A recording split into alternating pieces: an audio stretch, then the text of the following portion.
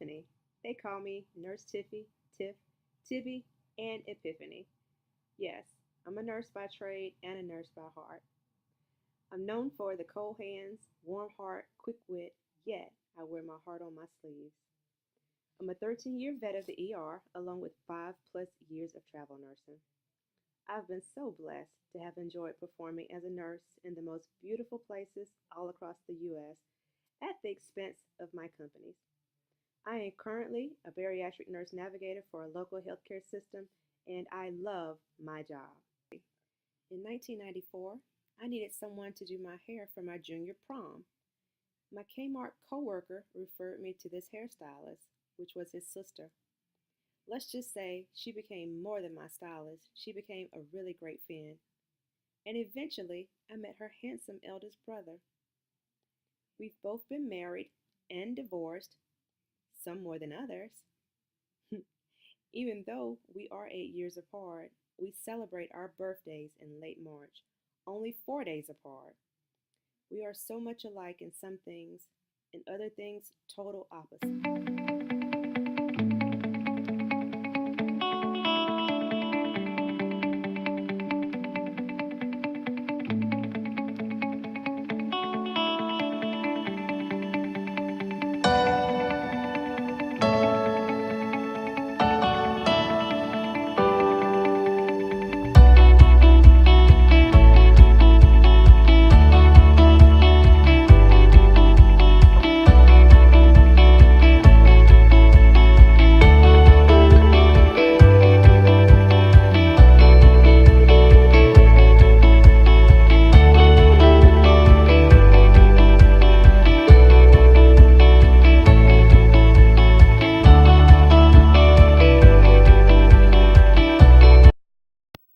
So, do you remember in my vlog opener when I said our relationship is far from perfect? After living together since 2013, he found that my complaining about the relationship with his ex-wife for the quote-unquote sake of his kids was too much. And our daily disagreements about this got to be too much. I moved out on my birthday, March 25th of 2017, to allow him to continue his dealings with his ex-wife and pursue other women that he thought would be more understanding of this need. I rented this upscale loft, furnished it with all girly things, and then, despite the heartbreak, I was destined to live my best life. After nearly 3 weeks of his new lifestyle, I got a text message with an apology that led to a series of conversations.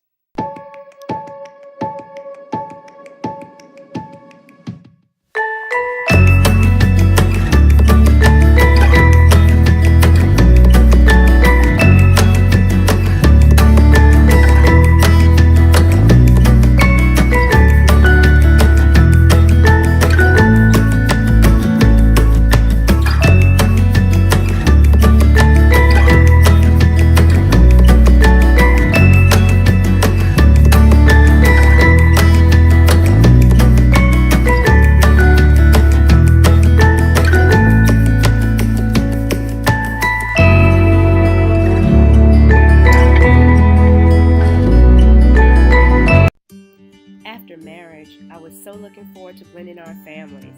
He with his 3 kids and dog, and my desire to love them all and grow our family more. But little did I know that it wasn't going to be easy.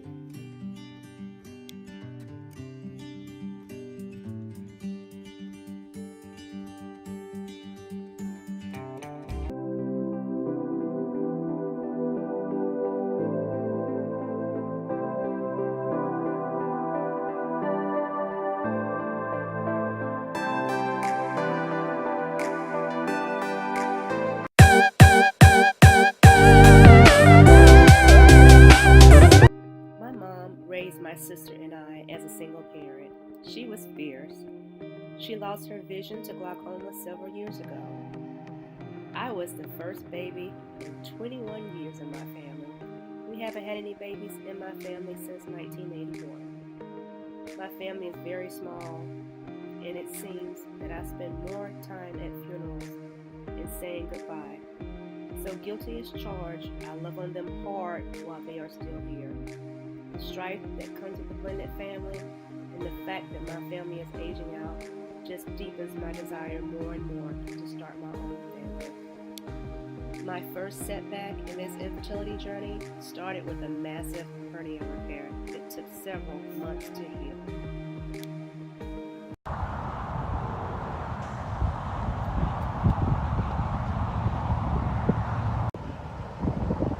Stopped in Gaffney for some lunch at Fats and at the Big Peach. As you can see, just one of the things we like to do while we're on the road, make stop at historic sites and get a little bit to eat. Peace. Good morning, sunshines. Today was the first day of me restarting my journey. I never thought I'd be so excited for my period to come, you know. Usually you're like, darn, my period coming. But, you know, this time I was excited because I knew that it was meaning that I was getting ready to start my next round of IVF. Today was my third day of my cycle, so I had to go in for my ultrasound to see if it was okay to start the testum and when I would start my Leuprolide. I will say I was excited to get started, but there was definitely some apprehension going into the clinic again, seeing all the people at the front desk, seeing all the technicians in the back, seeing the lab girls, and thinking about that if I'm here again, that means that my first cycle failed. And after that first cycle failed, I did feel like a failure. There were all these questions and thoughts about what did I do wrong, what could I have done better, why didn't I freeze eggs in my 30s, why didn't I know about this, why didn't anybody talk about this or explain this.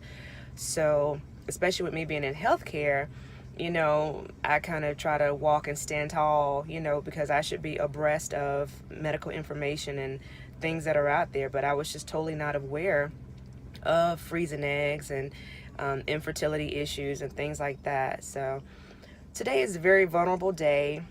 Despite how hard I'm working out at Orange Theory, I'm still 20 pounds heavier than what I was last year this time.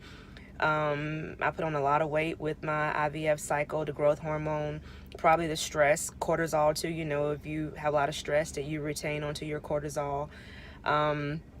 So, you know, I've been struggling with that, feeling heavier, resenting having to get up on the scale, you know, so just a lot of things. You know, when you get up on the ultrasound table, you know, and put your feet in the stirrups, you know, you can't help but feel vulnerable. That's a vulnerable sensation, period. And, you know, I've brought my husband along a couple times just for him to, you know, understand what we have to go through with the poking and the probing. And, you know, I have my badge of honor. I'm a hard stick, so, and I have small veins, so they always have a hard time getting my blood, so that's never fun. But today I'll wait for my results to see if my if everything looked okay lab-wise, and if I can go ahead and start on my testum, so I can get ready for my stem in about 20 plus days. Well, not my stem, but my injections prior to my stem. So I hope that you guys have a wonderful day, and I will talk to you later. So baby, so tell me what your thoughts are on us starting this journey again.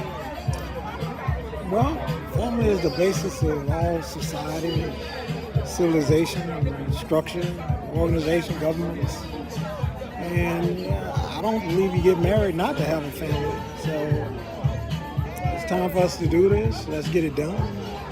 Let's have babies. Let's have as many as we can have, 3 at one time. Whatever we got to do, let's punch the clock and make it happen. So how do you feel about us having to add IVF to this equation? IVF to me is, in a way, inconsequential. It's just a way for us to have children because we can't have them traditionally. You know, the way that God and nature designed it originally, because we made different choices. Well, now it's time to do it the way we can do it. Whatever the opportunity is, let's make use of it. Do you feel this is still a part of God's plan? Yeah.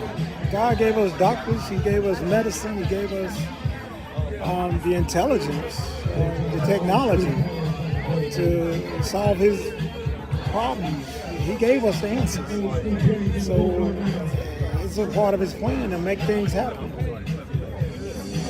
it's just another way to do it. We just do it the way he wants us to do it, by the answer that he's provided, because he gave us an option. He gave us a way to do it outside of other methods when those methods didn't become available.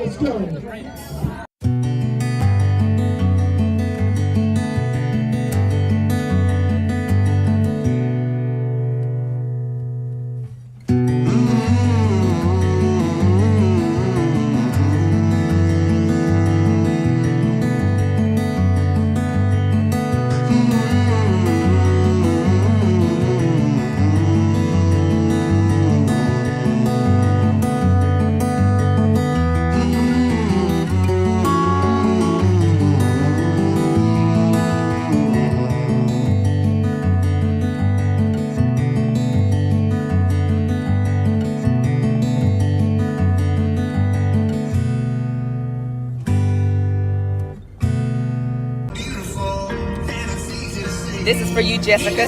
Be, it'll be, it'll be. Baby, just let it be. If it's meant to be, it'll be, it'll be. Baby, just let it be. Why don't you ride with me, ride with me, see how this thing go. If it's meant to be, it'll be, it'll be. Baby, just let it be. Ride with me, see where this thing goes.